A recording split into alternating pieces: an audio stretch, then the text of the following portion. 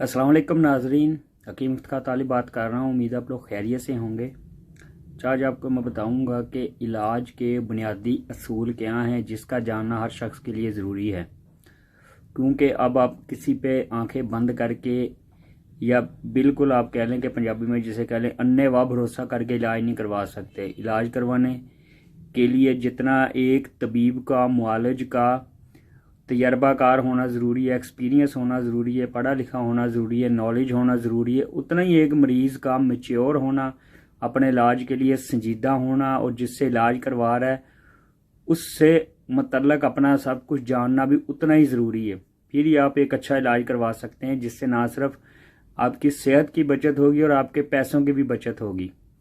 देखिए, बुनियादी असूल है, जब आप किसी तबीब के पास, मुआलिज के पास इलाज के लिए जाएं तो 5-6 बुनियादी बातें जो वो लाजमी नोट करें, वो आपके इल्म में होनी चाहिए। सबसे पहले तो ये नोट करें कि जो मुआलिज है उसने आपसे आपकी उम्र पूछी, उम्र पूछने के बाद आपका वज़न पूछा आपसे, फिर आपके मजाज के मतलब आपको बताया। ये उसका काम है बताना, आपका काम नहीं है।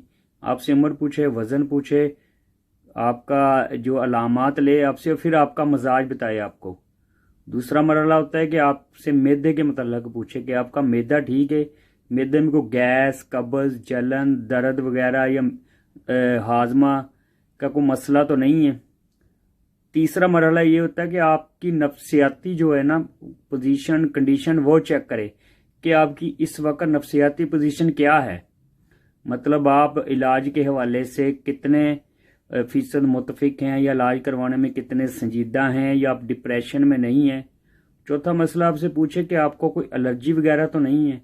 एलर्जी किसी भी किस्म की हो सकती है। मतलब आपको अगर मिसाल दे रहा हूँ कि अगर आपको एलर्जी है नाक बहने की या नज़ला, केरा, ज़ुकाम की, वो आपसे इसकी डिटेल ले।